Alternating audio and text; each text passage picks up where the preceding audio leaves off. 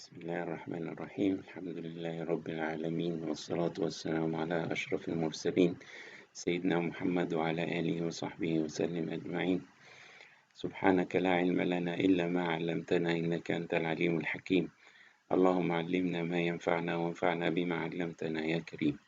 Dear colleagues, this lecture is about the intensive care radiology with particular emphasis on the role of examination of the chest by different modalities in the ICU patients. The topic will be handled on two parts. The first part will deal with the equipment and how to judge every line and every tube and its accurate location and what are the possible complications of each of them. And the second part will deal with the pulmonary, mediastinal, and pleural lesions that can be seen in the ICU patients. And you know that we have three important imaging modalities for evaluation of the ICU patients, and these are the X-rays, ultrasound, and the CT scan. Of course, the X-ray can be portable and can reach the patient in the ICU, and also ultrasound is the same, can be moved to the patient. While CT is now available in a portable fashion, but usually it needs in space in the ICU and certain facilities to do a CT scan. But I will explain the importance of CT in some conditions where you can move the patient to the CT unit, or if the portable CT is available and you can use it. Then we have the major items here. Number one, we should evaluate the tubes and line, and these are the endotracheal tube, the tracheostomy tube, intercostal tube, nasogastric tube, central venous line, Swan-Ganz catheter, pulmonary artery catheter, and cardiac pacemaker. Then in the second part, we'll discuss the possible pulmonary parenchymal lesions, including atelectasis, aspiration, pneumonia, pulmonary edema, acute respiratory distress syndrome, barotrauma, and the lung abscess. Then we'll have some talks about the pleural pathology, including effusion, pneumothorax, and hemothorax. And also we'll have some words about the mediastinal pathology, including non-mediastinal pulmonary embolism, superior vena cava thrombosis, aortic dissection, and cardiac tamponade. Then portable X-ray is one of the valuable tools in evaluation of ICU patients. But there are some limitations for this modality, which is the primary modality for imaging of the chest in these patients. The limitations include the space constraints, the limited power of the portable X-ray machine, the long exposure time, and the chest radiograph is usually obtained in the supine or the semi-erect position, which may limit the inspiration of the patient, and this will affect the quality of the radiograph. Also, we may have undesired lordotic projection depending on the patient position. The patient in many times cannot have adequate inspiration, and this will lead to elevation of the diaphragm and give a false impression about the cardiac size. Then inadequate visualization of the lung apex and the costophrenic angle sometimes is seen in these portable X-rays. This is an example of an expiratory film where the diaphragm is not descending down to the 10th rib posteriorly, and this will result in flattening of the cardiac shadow and some broadening of the mediastinal borders. And this is another example to compare between the expiratory and the inspiratory film. Here you can see the diaphragm is reaching the sixth rib posteriorly, but if the patient had adequate inspiration, the diaphragm will descend down to the 10th rib posteriorly. This is the difference between expiratory or inadequate inspiration and adequate inspiration. You see the elevation of the diaphragm, the flattening of the cardiac shadow, and the broadening of the mediastinal borders. Also, it is not possible to judge the quality of the radiograph in the ICU patients, and many times we may have an under-penetrated or soft exposure or an over-penetrated or hard exposure, and this is the optimal exposure as you can see here. But uh, we may face these two exposures during our interpretation. Then many of the patients are not well centralized during the X-ray examination, and this will result in inadequate visualization of the lungs in a symmetrical way and may give a false impression about some enlargement of the hilar shadow or some translucency of one of the lungs compared to the other. And if you want to judge the adequate position of the patient, you just identify the spinous process of the dorsal vertebrae. Then you measure the distance of the clavicle on the left side and on the right side. If they are equal, then the position is good. If they are not, then the patient is tilted to some direction. And this tilt may be or rotation may be so severe, as you can see here. There is a big difference between the distance on the left side and the distance on the right side. This will result in displacement or apparent displacement of the cardiac shadow to one side and false impression that there is enlargement of the hilar shadow or possible mass in the hilar shadow. Then the patient position will also affect the radiographic projection. Sometimes you are not able to elevate the patient neck so that it will not cover part of the apex of the lung, and there may be also some tilt of the X-ray tube, inevitable tilted, so that the projection is not the optimal one. In this particular patient, they see that the nasogastric tube has been introduced into the trachea, reaching the right main bronchus into the lower lobe bronchus, and reaching the pleural space. This is one of the complications of the nasogastric tube that I will mention also. Then here you can see that the chest X-ray is not that good because you are not able to see this costophrenic angle. You can see the apices of the lung, but this patient had pneumothorax and has the sign which is known as the deep sulcus sign. You should see the costophrenic angle till its end, then you are able to diagnose this particular disease. Ultrasound is one of the best diagnostic modalities for the ICU patients because ultrasound has many advantages. It is a fast examination. It needs no preparation in most of the times. It is very sensitive. It is non-invasive. There is no radiation exposure. It is a portable machine. It has the facility of real-time imaging, and it has the Doppler facility, which enables you to see the arteries and veins. Also, ultrasound can be very valuable in guidance, the insertion of the devices, especially the central venous line and the pulmonary artery catheter and so on.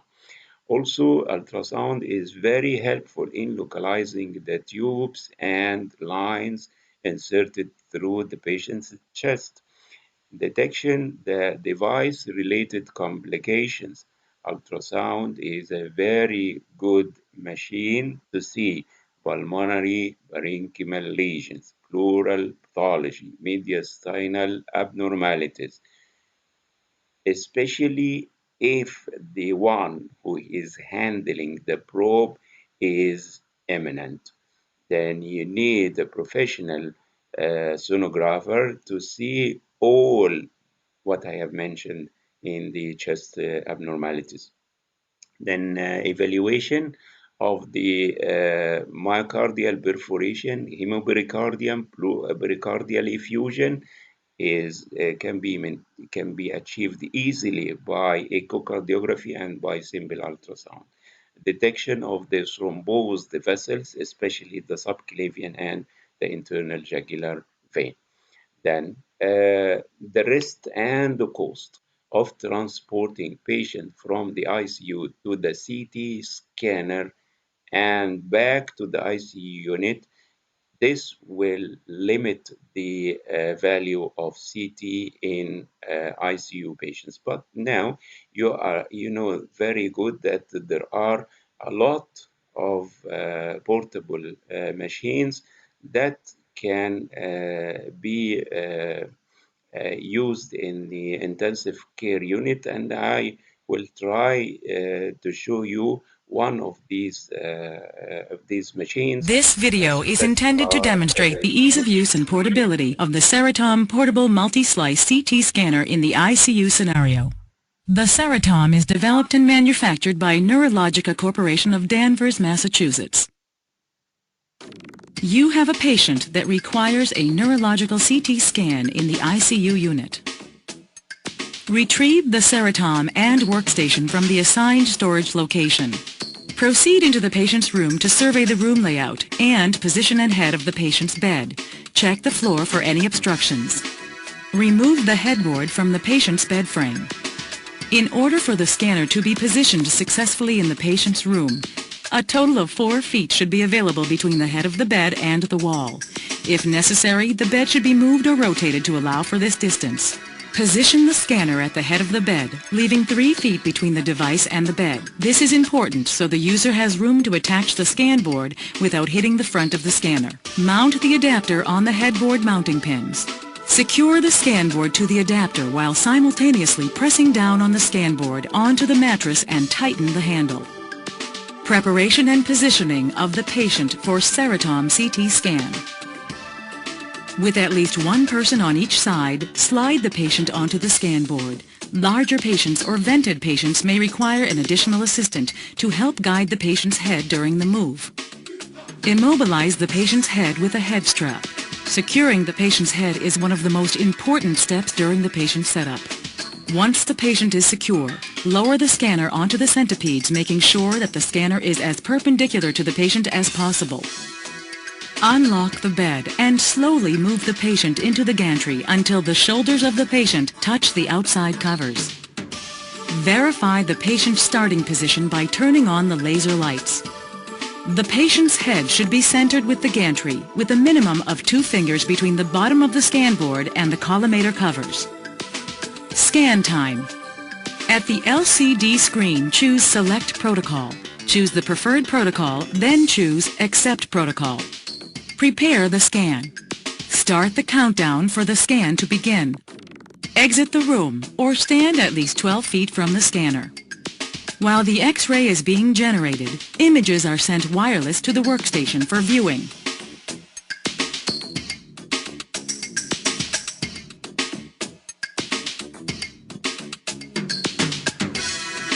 Proceed to the patient's bedside. Choose End Exam on the LCD screen. Completion of the scan. With the assistance of the nurse, slide the patient off the scan board onto the bed. Remove the head strap from the patient. Then remove the scan board and mounting adapter from the patient's bed. Return these items to the storage slot and pegs located on the back of the scanner. Raise the scanner using the lift button on the side of the scanner.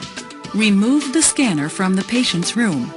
Return the scanner and workstation to the storage location. Plug the Ceratom in to charge when not in use.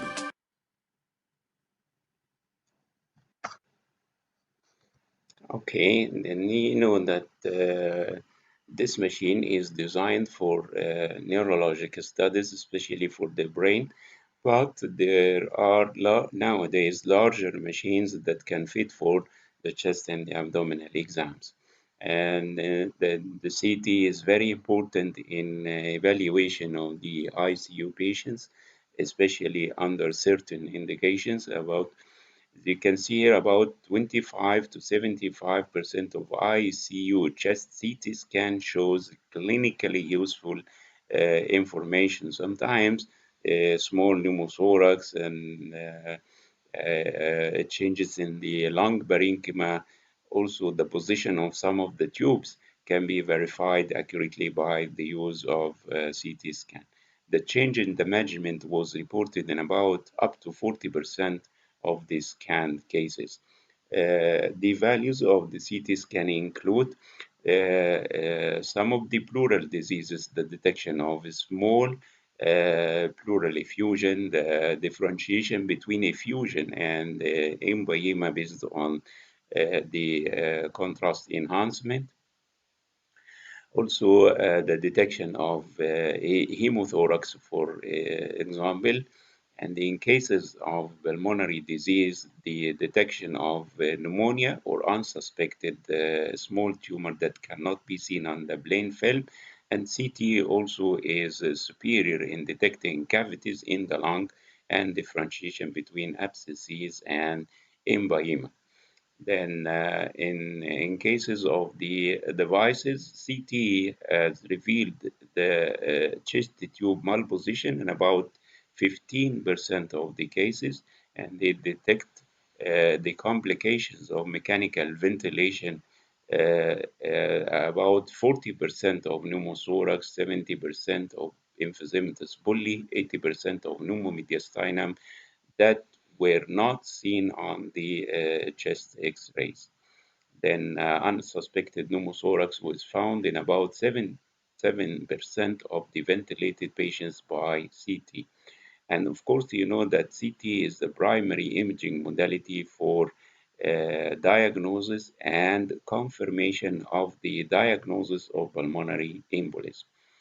Now we'll have these tubes and we will emphasize the accurate position and the complications of each tube. I will try to show a small video about each of these tubes, how it can be inserted, and how can we judge the accurate position of the tube. We'll start first by the endotracheal tube. And this endotracheal tube, as you can see here, is used to maintain the airway and to provide ventilation and in patients with hypoventilation or hypoxemia. The endotracheal tube should be positioned in the middle part of the trachea, and the accurate location should be about 5 centimeters above the level of the carina, putting into consideration that if the patient flexes his neck, the tube will descend for 2 centimeters. And if he extended his neck, the tube will ascend for about 2 centimeters. Then this is one of the videos that can show you how to insert the endotracheal tube. We want to make sure that we have a tube in the trachea with the cuff inflated. That's the definition of a secure airway. As you prepare, you want to make sure all your equipment is ready to go. Laryngoscope is powered, bulb is working, endotracheal tube with a stylet in place. The tip of the stylet, of course, recessed from the end of the tube. Inflate your cuff to make sure that it's working. Suction is available as well. Normally, your resuscitation team would be bagging the patient. When you're prepared, the guideline is for the provider to take a deep breath and hold it just as your patient will be holding the breath as you prepare to do your intubation. With the head slightly tilted, making sure that suction is applied so all the secretions are out of the way. The laryngoscope blade is introduced, the tongue is swept to the right, and the elevation on the laryngoscope blade goes up and away from the patient, not cranking on the teeth. Visualizing the cords, I place the tube and watch the cuff go inside the cords. Stylet comes out, cuff is inflated, and patient is ventilated. Watch for rise and fall of the chest, and then auscultate to hear breath sounds on each side with no borborygmi. An additional device is the end-tidal CO2 monitor. Once the patient has been intubated successfully, this device allows you to double check and make sure that you're in the trachea. By placing this device between the endotracheal tube and your bag, you're able to watch for a color change that occurs that witnesses the CO2 level rising with your resuscitation. Normally the color is purple when it comes out of the bag, showing low CO2 concentrations, and you expect to see this change from purple to tan to yellow, letting you know that you have successful intubation.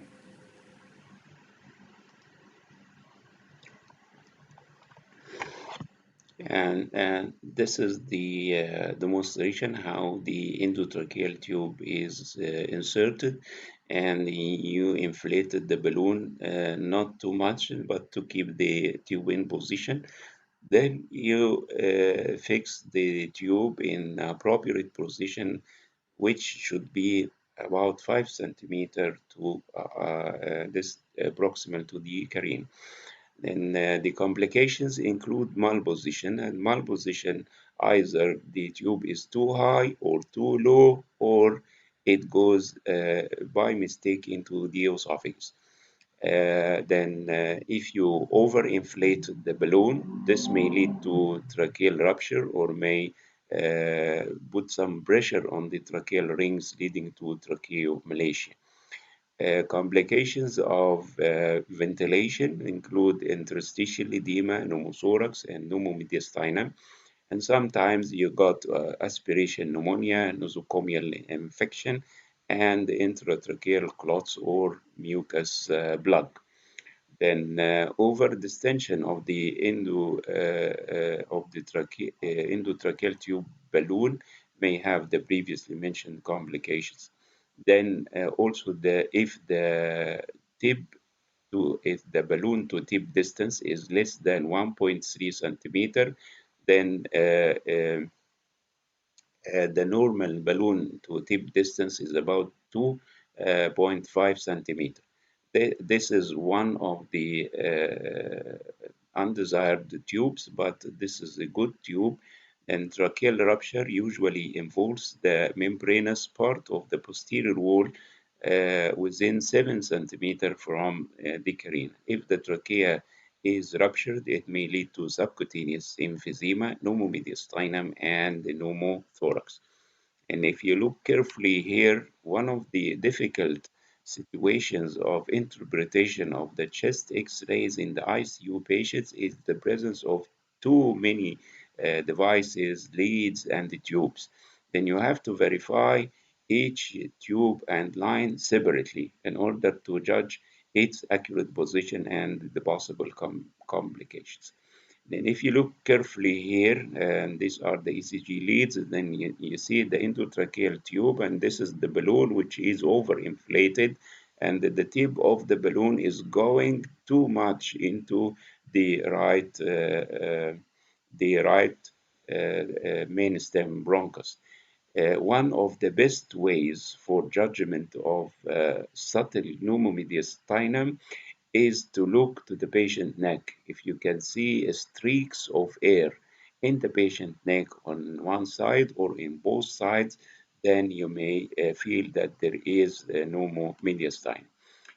One of the complications also is to put the endotracheal tube into the esophagus, and this esophageal This esophageal intubation is very dangerous, of course, because air will enter into the esophagus and will distend the stomach.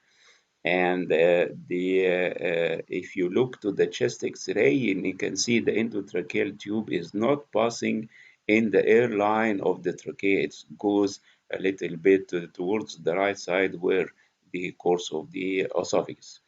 Then, if the tip of the endotracheal tube is too close to the carina, this may lead to selective bronchial intubation, especially if the patient flexes his neck.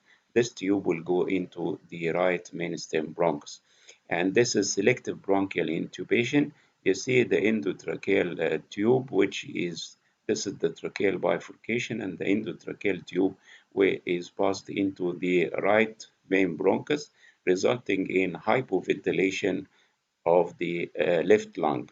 And this film is frequently seen in ICU patients where you can see the endotracheal tube is selectively in the right mainstem bronchus and with resultant complete collapse and whitening of the left hemithorax. Then one of the good possibilities when are you interpreting the chest x-rays of an ICU patient and you got this appearance, there is almost total consolidation or whitening of one of the hemithorax, then look to the position of the endotracheal tube. This is one of the commonest causes of this appearance. At that time, you will see that the tube is going selectively, usually to the right main bronchus. Then nowadays we have the double lumen endotracheal tubes where you can selectively insert one tube into one of the main bronchi and the other tube end will be in the trachea. This will help to preferentially ventilate one lung. If you want to ventilate the left lung, put one of the tubes into the left main bronchus, the other tube will be in the trachea. Then to avoid spillage or contamination from one lung to another, if there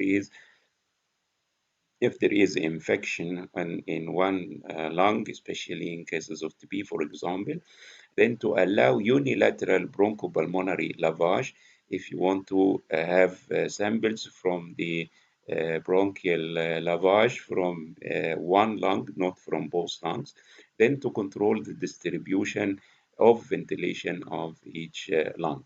And this is an example of double lumen endotracheal tube. If you look here, and you can see that the endotracheal tube is passing to the left main stem bronchus, but both lungs are adequately aerated. These are surgical drains. Then if you look in this magnified image, and you can see that this is a double lumen endotracheal tube. One of the lumens is in the trachea and the other is selectively into the left main bronchus. Then we came to the tracheostomy tube, and these tubes are placed when long intubation is required. The tip of the tube is located about half away or two-thirds from the distance from the stoma to the level of the crane. This tube is not changed by extension or flexion of the patient neck. If you insert a tracheostomy tube, you expect some subcutaneous emphysema and pneumomediastinum. Surgical emphysema, if it is progressing or very large, then you consider complications. I will mention these complications. And one of the complications of tracheostomy tube is the initiation of granulation tissue and fibrosis, especially in long-standing cases that will result into tracheal stenosis. This film will show the types of the endotracheostomy tubes and how can these tubes be. Each different type of tracheostomy tube tends to be designed to perform a specific function. Tubes come in different shapes and sizes, and that's mainly because different patients have different sized tracheas. Some tracheostomy tubes also come in different lengths. Some patients will have a greater amount of tissue on the outside of the trachea, so it's important to have tubes that allow for that. Cuffless tube is useful because it allows some airflow through the upper airway. It's also a simple tube. It's safer. If it becomes obstructed, the patient can potentially breathe through their normal upper airway. Cuff tube has a balloon which we can inflate, and that allows us to ventilate patients down it without all the air leaking out around the outside of the tube. It can also be useful in reducing aspiration of oral contents, potentially when somebody's swallow isn't as great as we'd like it to be. We have inner cannulas in tracheostomy tubes to try and prevent complete tracheostomy obstruction. If we can just change the inner cannula regularly, that saves us having to change the whole tube in an emergency. So some tubes have special functions. One of these would be subglottic suction, which is an additional port which allows us to aspirate some of the secretions that can build up above the cuff and potentially cause pneumonia. Another one would be fenestrations in the top of the tube, which can allow extra airflow through and improve a patient's speech.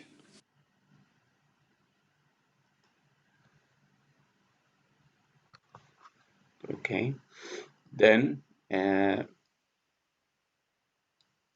this is the endotracheal the tracheostomy tube, and the patient also had a central venous line. We'll discuss in this lecture.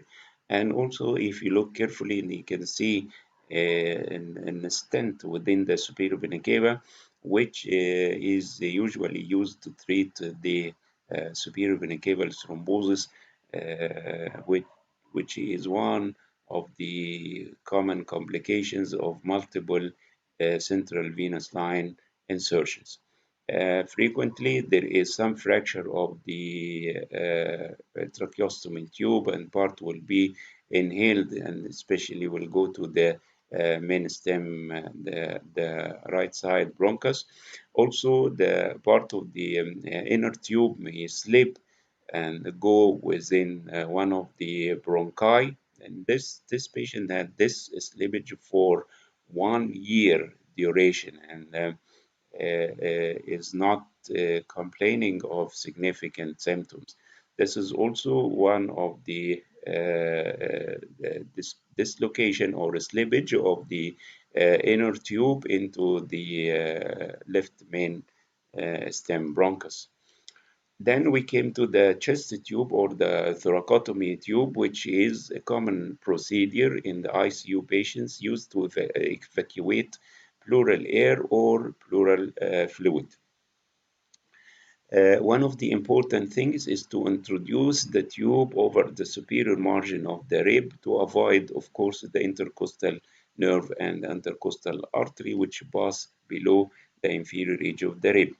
The position of the chest tube depends on whether air or fluid is being removed. If air, the tube is directed upwards. If fluid, the tube is directed to the side of the fluid accumulation.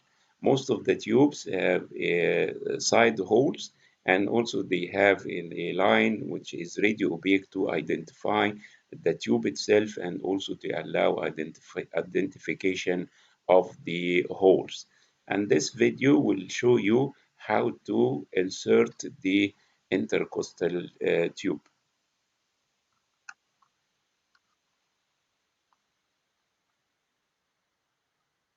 If possible, it is helpful to have an assistant scrub in to help maintain sterility and control the wire. Prepare the skin with appropriate cleansing solution per guidelines. Select the location for the chest drain, usually the 5th intercostal space at the anterior axillary line. Insert the needle just above the rib into the pleural space. It should be advanced no more than 1 centimeter. Note, you may also attach a syringe to the needle and aspirate while inserting to confirm placement. Pass the wire through the needle as far as the mark on the wire.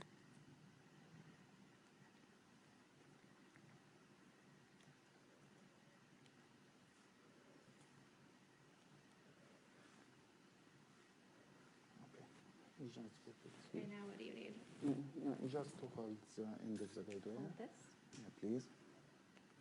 Stabilize the wire with one hand and remove the needle with the other. It is important to hold the wire in place and still at all times. Can you give me the dilator? Look, yeah, the smaller one. Yes, ready for me. Pass the first dilator along the wire, through the skin about 1 centimeter, angling anteriorly, then remove the dilator. The skin may require a small incision. It is important that the wire is held still at all times and not advanced or withdrawn. We are dilating. Okay.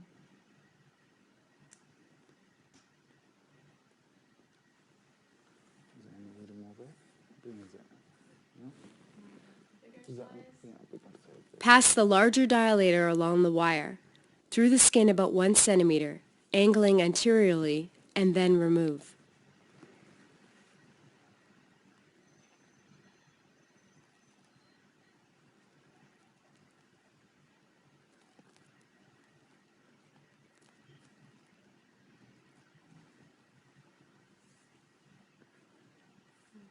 Okay. So can you grab the chest tube, yeah? Yeah. No. Insert the chest tube over the wire and into the infant just until the holes on the chest tube are inside the infant.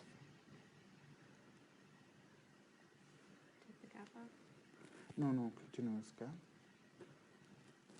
Yeah, you just read it.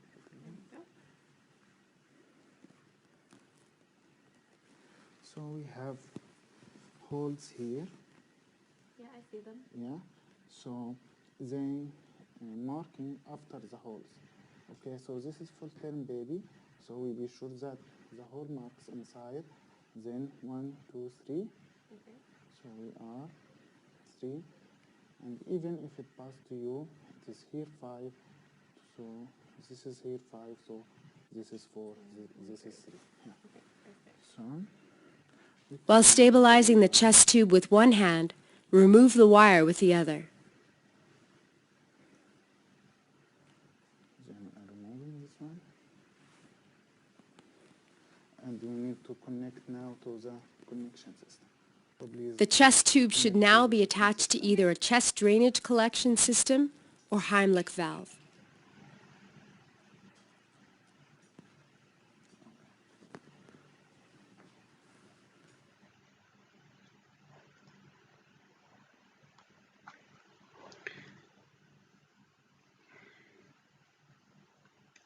Okay. Now we will discuss the complications of the tube, and the first is, of course, the malposition. And how can you judge that the tube is malpositioned if it fails to drain air or fluid? Then the incomplete insertion of the tube may result in ineffective drainage of the pleural fluid or the air. Then accumulation of air or fluid in the chest wall may complicate incomplete insertion because the side holes of the tube may be some of them may be in the chest wall itself. And one of the possible complications is to put the tube in the extrapleural space, and this is not rare as written in the literature. And if you fail to visualize the opaque line on the tube, they may be one of the indications that the tube has an extrapleural location. Now look to this example of right-sided pneumothorax, and the chest tube has been inserted, but the follow-up X-ray showed no improvement of the pneumothorax. And the CT scan, and this is one of the advantages of CT in this particular case, showed that the tube is located outside the pleural space. It is in the extrapleural space running along the chest wall, and that's why there is no drainage of the air. But after correct position of the or correction of the position of the tube, and you can see the radio opaque line, you can see the holes, and you can see also that there has been adequate drainage of the pneumothorax. And if you look to this chest X-ray, you can see that the tube is draining this amount of pleural effusion. It looks in a good position, but the CT scan and this is sorry for this. And here you can see another example of the tube which looks not accurately positioned into the pleural space, and there is significant amount of surgical emphysema in the chest wall. The CT scan of this patient showed the presence of pneumothorax, and the tube is in the axilla with a significant amount of air in the chest wall. Then also one of the malpositions is to that the tube has passed into the commonly in the horizontal fissure and less commonly in the major fissure. And if you see a horizontal course or an oblique course which may coincide with the course of the fissure, and this is an intrafissural position of the tube. If you suspect this, you can have the lateral view, or better, you can have the CT scan.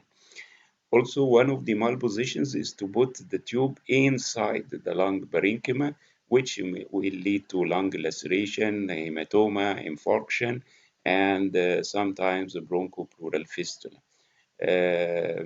Uncommonly, you can pass the intercostal tube to the mediastinum with some possibilities of heart or great vessel injury, and less frequent or rare that the tube has been passed through the diaphragm, causing some laceration of the abdominal organs like the liver, spleen, and the stomach.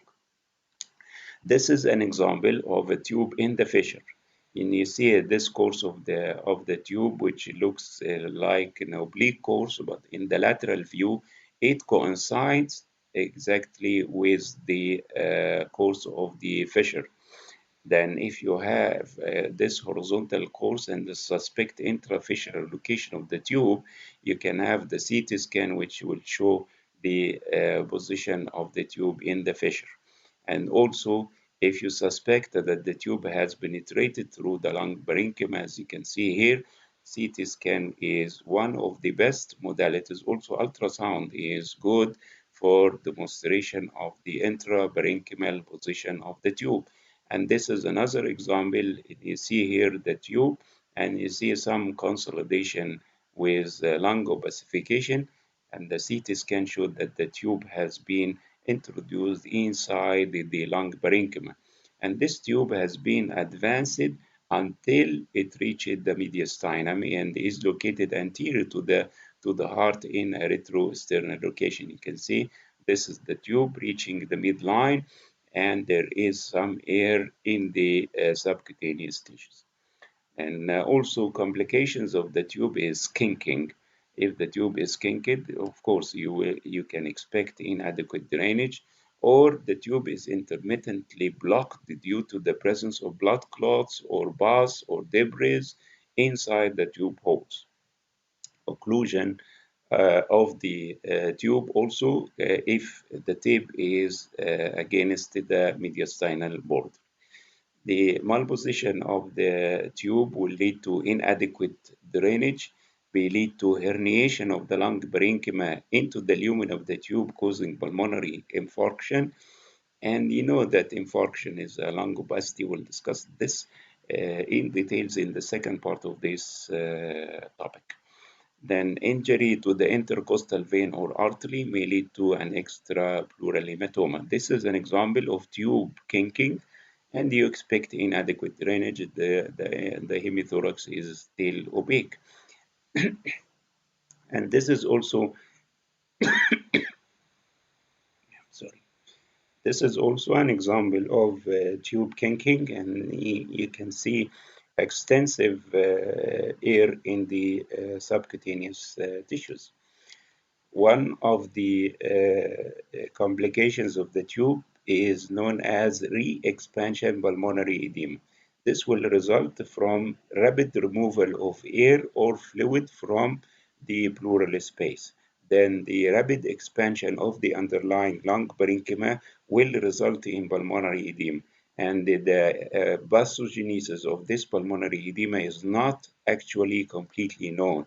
There are theories including increased pulmonary vascular permeability, surfactant depletion, increased production of oxygen-free radicals. But in these patients, you can see adequate drainage of the fluid or air, then opacification of the lung parenchyma due to the presence of pulmonary edema. This is an example, and you can see there is pleural effusion on the right side, and over 2 liters were drained rapidly. There is adequate drainage, but the underlying lung parenchyma is now opaque, and this is known as re-expansion pulmonary edema. I will discuss also the different types of pulmonary edema in intensive care patients in the second part of this topic. And this is another example. You see a pleural effusion on the right side, and it has been drained, then followed by the appearance of pulmonary parenchymal opacity representing re-expansion edema, and the follow-up showed resolution of the edema. This is the CT scan of the same patient, showed the middle lobe opacification due to pulmonary edema. In this patient, there is collapse of the left lung with suspected pleural effusion, and the major cause was the endotracheal tube that has been selectively reaching the right mainstem bronchus. And after correction of the position of the endotracheal tube, and they also put an intercostal tube, which was not indicated in this particular patient, and can see some expansion of the adequate expansion of the lung with some opacification, denoting re-expansion pulmonary edema. And this is another example. You see a patient with large amount of pneumothorax on the right side. After drainage of the pneumothorax, there is opacification of the lung representing re-expansion edema that has been cleared out in about 7 days. Then we came to the fourth tube, which is the nasogastric tube, which is usually put into the stomach through the nose to have many values or indications. It helps for feeding or suction of gastric contents or administration of medication. And this is the way how can you insert the nasogastric tube.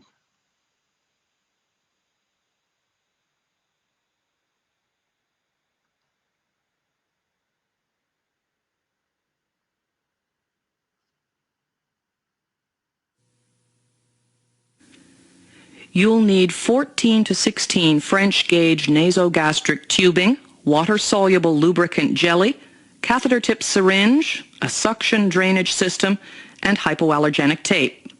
Also ready, a glass of water with a drinking straw, and within easy reach of the patient, a towel, tissues, and the emesis basin.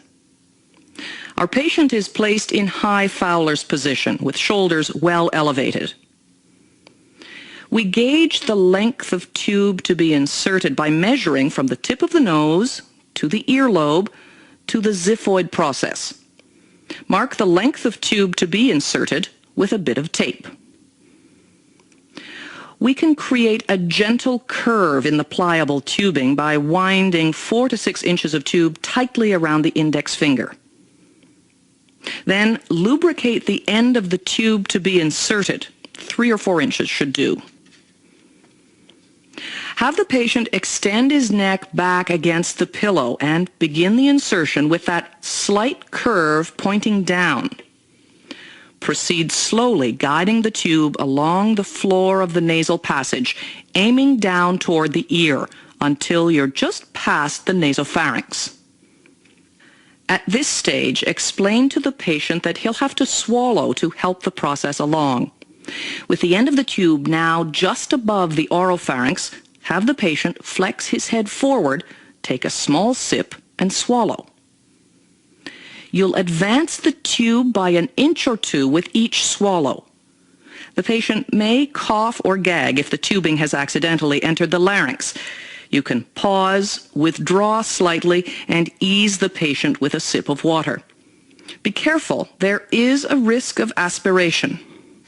Advance to the measured mark and anchor the tube to the cheek while you make sure the tube is properly positioned. Your patient should be able to speak. Oh, sorry, that's fine, thank you. You'll attach the distal end of the tube to the syringe. Aspirate gently to obtain gastric contents. You'll observe these are usually cloudy and greenish, but they could also be off-white, tan, bloody, or brown. Once you've verified the tube's placement, secure it with tape to the patient's nose. Clamp the end or connect it to a drainage bag or suction machine and fasten the end to the patient's gown. The head of the bed should stay at an elevation of 30 degrees to prevent reflux and to minimize irritation of the posterior pharynx. The patient should find the discomfort eases in a little while. Okay, then the ideal position of the tip of the tube should be within the stomach, of course, after the level of the gastroesophageal junction, and the side port of the tube should be located in the stomach accurately, not in the esophagus. And sometimes we use nasogastric tubes with a small pore that can be used in the second part of the duodenum for feeding, and the position in the gastric antrum or other portion of the duodenum are also acceptable. Then here you can see the patient with two tubes. The endotracheal tube is selectively pointing to the right mainstem bronchus. The nasogastric tube is not actually reaching the stomach. This is the tip of the nasogastric tube, which is approximately in the gastroesophageal junction. Sometimes if you introduce too much of the tube, it will cause some loop in the stomach and go back into the esophagus. And this can be corrected by withdrawal of some of the tube lengths. Then you got the end in the stomach.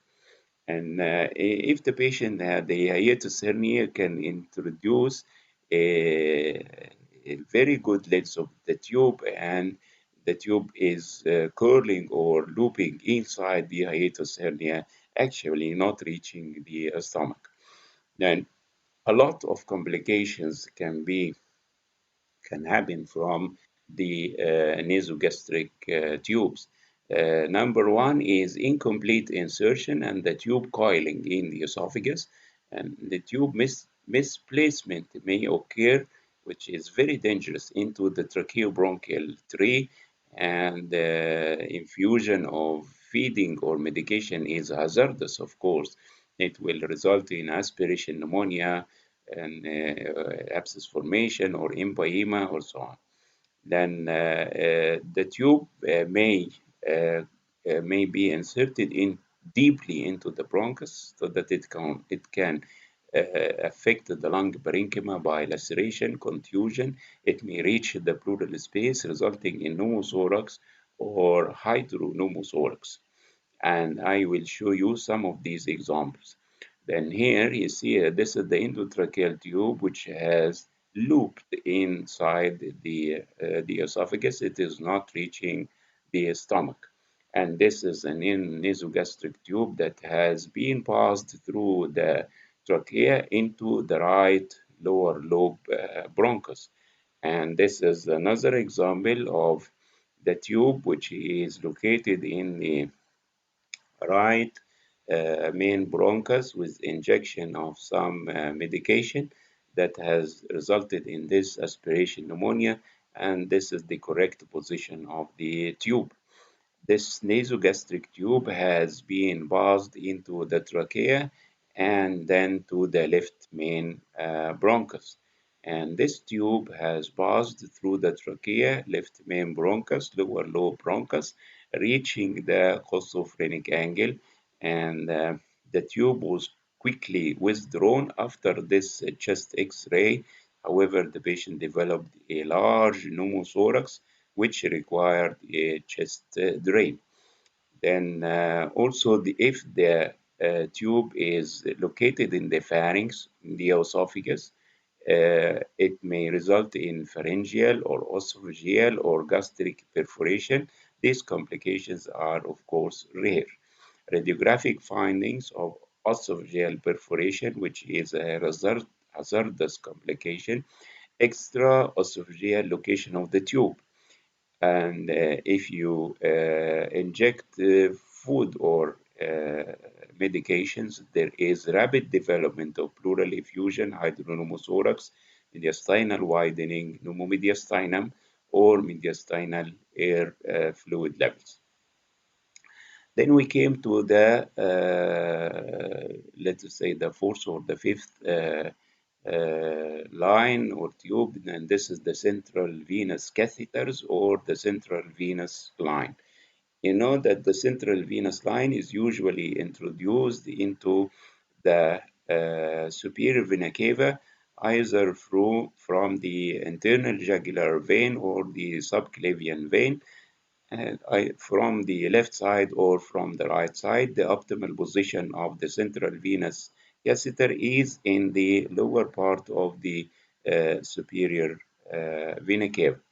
Then this central venous line is usually used to introduce medication and to measure the central venous pressure and so on, and usually placed via the subclavian, internal jugular, or less frequently through the femoral veins.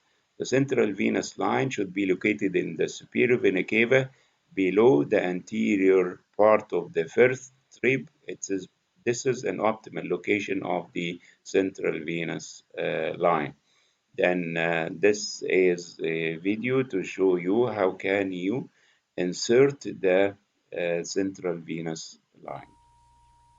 To demonstrate the landmark-based technique for central venous line placement, we're using the equipment in this central line kit and suture tray, and our patient is a simulation mannequin. We prepare the skin surface by wiping with antiseptic, circling outwards once, twice, and a third time. Our patient should be in Trendelenburg position with head turned slightly to the left. And we apply sterile drapes around the field. You'll be relying on physical landmarks to properly position the line.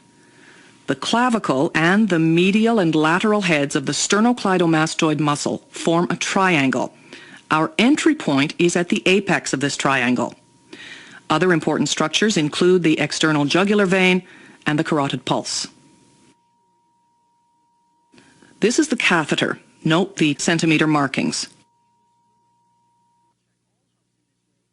Gently palpate the carotid and insert the finder needle in the point of the triangle, advancing slowly and staying lateral to the carotid.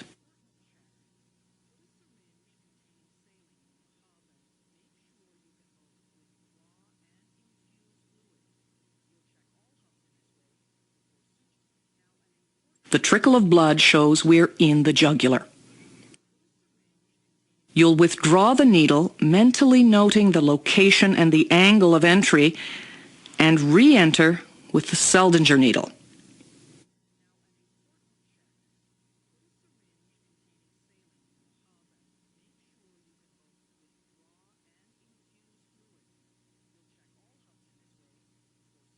Hold the needle securely, remove the syringe, and start feeding the wire.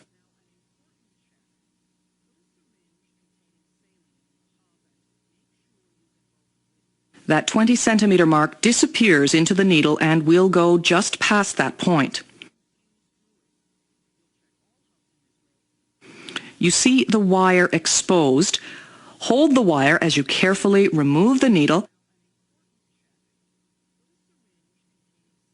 And at this point, we'll take the 11 blade with the sharp edge up to make a small incision where the wire enters the skin. This will facilitate the passage of the catheter. Before we begin, we palpate that sternal notch.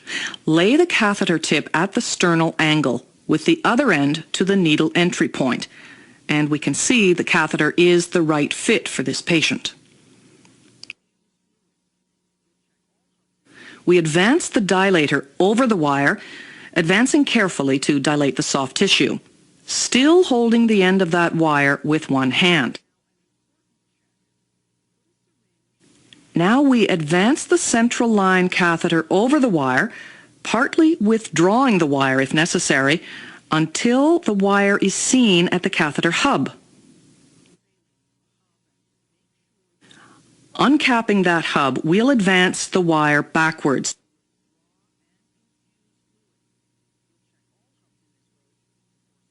Till it exits the port.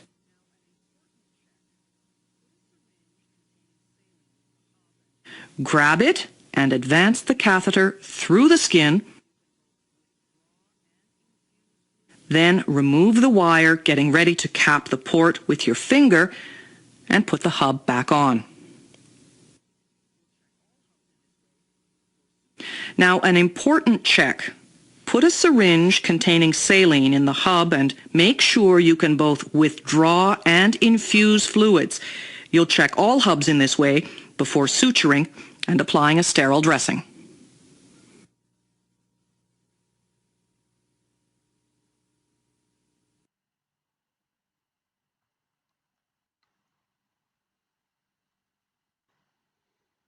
Okay, this is the way how to insert the central venous line. It's better, according to the literature, is to have a chest radiograph after the insertion of the central venous line, and to assess its accurate position, and to also to show if there is any of the complications that will be mentioned in a moment. If the tip of the catheter has reached the right atrium, there is some risk of arrhythmia, some risk of myocardial perforation or cardiac tamponade. This is one of the policies you may, if you have some facilities in the X-ray, for example, is to inject some of the contrast material through the catheter to ensure its accurate position.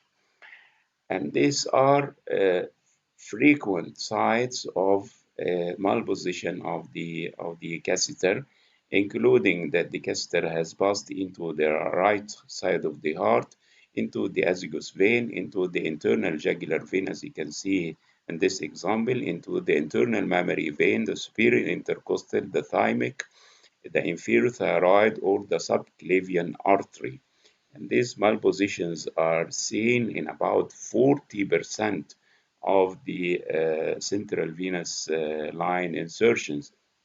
One of the major advantages of ultrasound is that it can guide the insertion of the central venous line accurately, and you are sure. A linear array transducer with a venous exam type is used to perform an ultrasound-guided insertion of an internal jugular catheter via a transverse approach. The patient is in a supine position with the head slightly turned toward the contralateral side.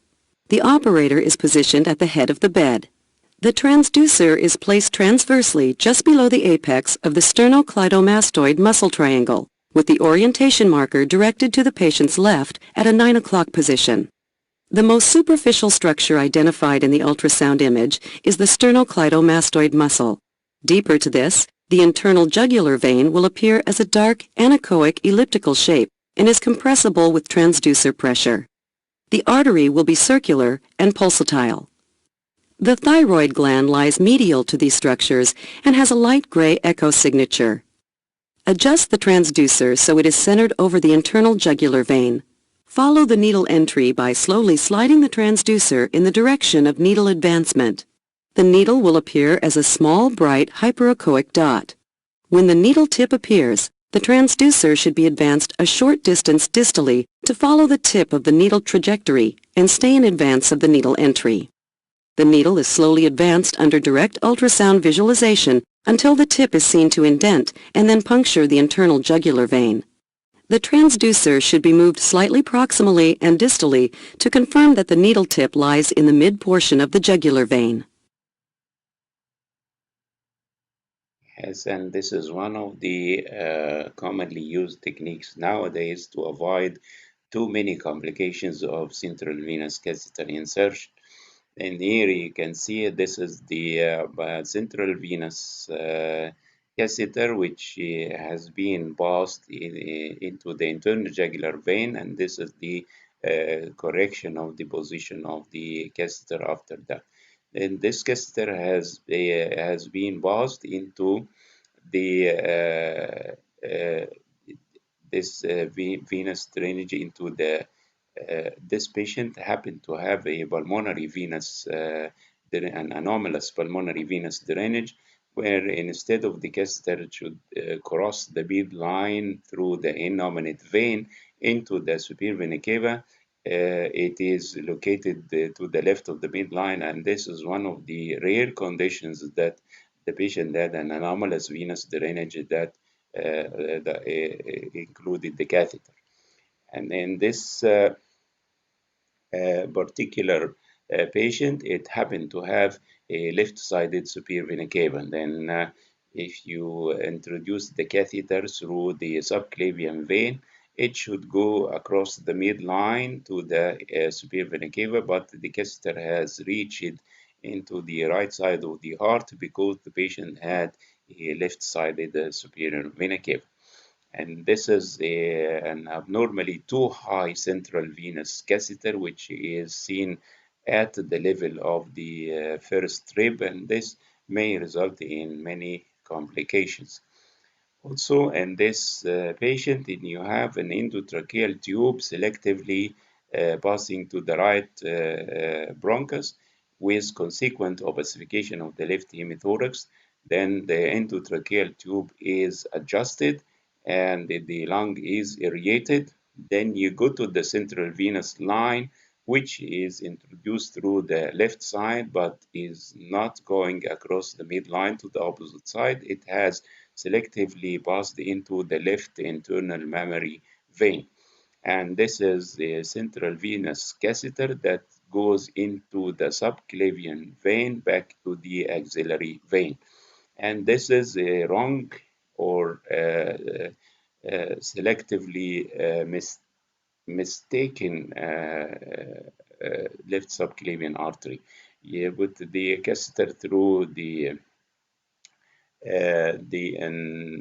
let us say this is the subclavian artery, and the catheter goes down to the axillary artery, which is confirmed by selective catheterization of the innominate or the subclavian artery through the femoral approach. Then also one of the frequent complications is the pneumothorax, and many times you may injure by the tip of the needle the apex of the lung, resulting in pneumothorax, which is occurring in about 5% of the cases. And this is one of the important guidelines is to have a chest X-ray after any attempt to introduce the central venous line, whether this attempt is successful or not. And vascular perforation is another life-threatening complication, which will result in bleeding. And the radiographic findings that indicate vascular injury: number one, unusual trajectory of the catheter. The course is abnormal. An apical cap due to extrapleural hematoma, apical opacity over the lung apex. A new pleural effusion that was not previously present due to the presence of hemorrhage in the pleural space. Mediastinal widening due to mediastinal hematoma. Knotting, looping, or kinking of the catheter may occur. And this is, as I have mentioned, one of the frequent complications of central venous catheter introduction is the pneumothorax. And this is also a central venous line that has introduced correctly into the subclavian vein and to the innominate, to the superior vena cava, and there is a large amount of pneumothorax. And this is the chest tube drained the pneumothorax with adequate aeration of the lung. Then if you put the central venous line inside the carotid artery instead of the internal jugular vein, and if you pass the catheter, it instead of going into the superior vena cava, it will cross the midline through the arch of the aorta, as you can see in this appearance. And also complication, which is well known, is the venous thrombosis due to prolonged catheter placement or multiple catheter insertions, especially in the superior vena cava, and this is one of the well-known complications nowadays. Venous thrombosis may result in pulmonary embolism.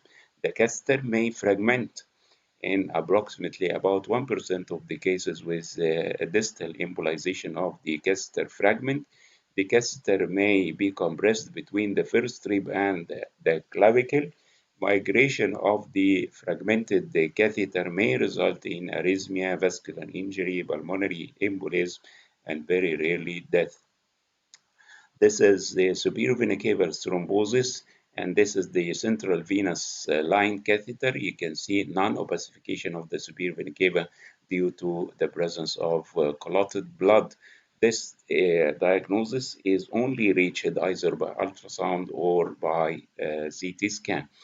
Then catheter fragmentation. This is the central venous line, and this is a fragment that has migrated into the right ventricle. And this is also catheter fragmentation, and you can see the fragment in the right ventricle as well. Now we came to the Swan-Ganz catheter, which is a pulmonary artery catheter, and this is used for measuring the pulmonary capillary wedge pressure and to monitor the circulatory hemodynamics. In some cases, it can help to differentiate cardiogenic from non-cardiogenic pulmonary edema. The Swan-Ganz catheter is a long catheter that is inserted intravenously, aiming at the pulmonary artery, and the tip of the catheter should not extend beyond 2 centimeters from the hilum. Then the catheter has a balloon at its tip and is inflated only when measurements are being obtained. An occlusion of the pulmonary artery branch can result by this inflated balloon can result in pulmonary infarction. If the catheter is pushed too distal, if there is persistent inflation of the balloon, if a clot is formed around the tip of the catheter, then have a look about this Swan-Ganz catheter. Now I'd like to cover the pulmonary artery catheter here a little bit.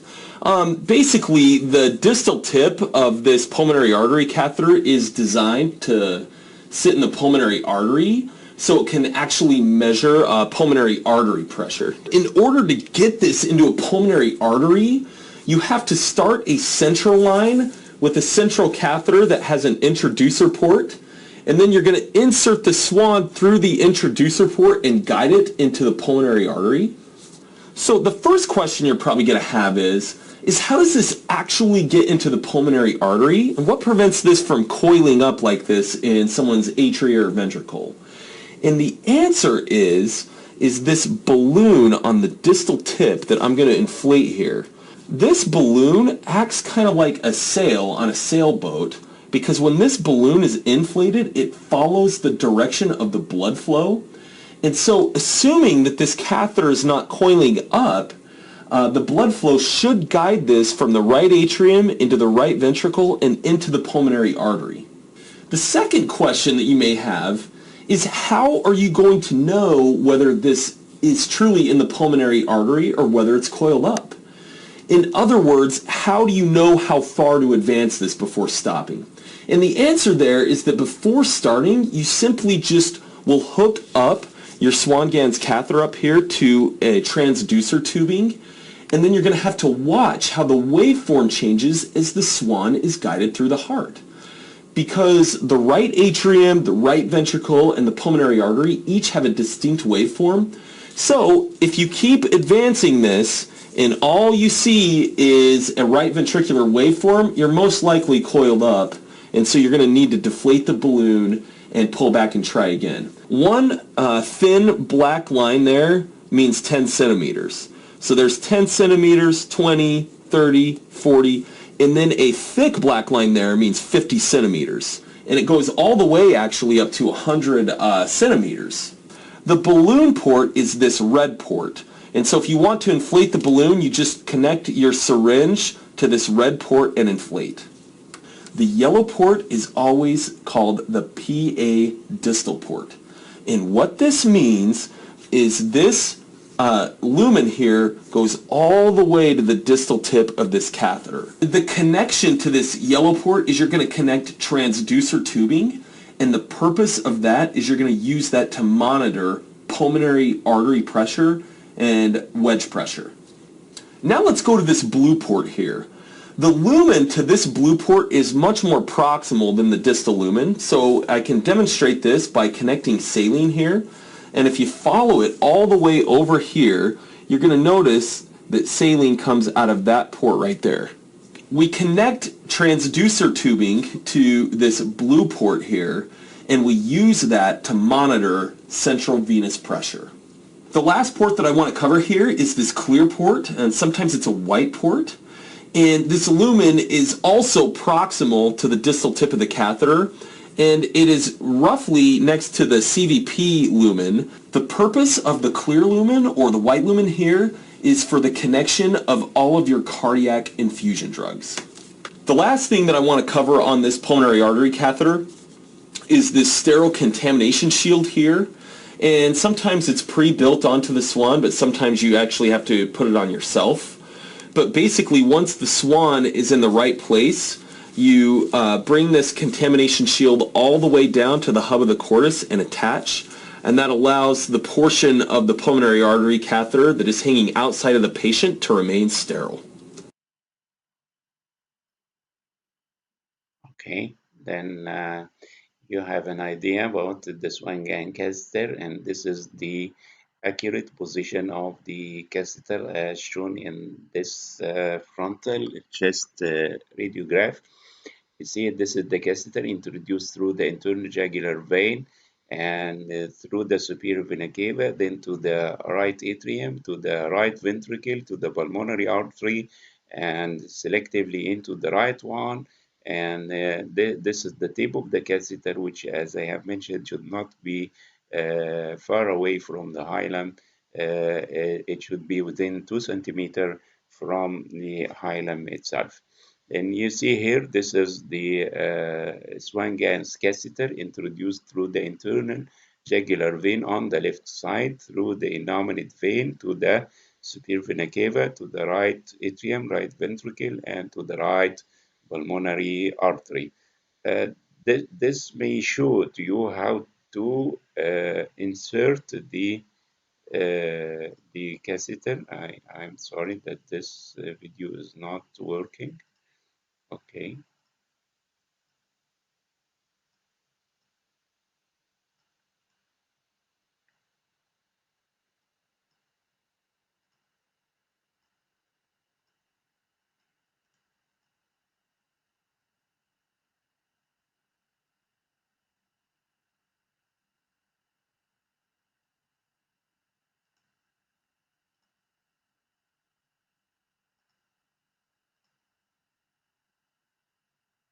Sorry for this.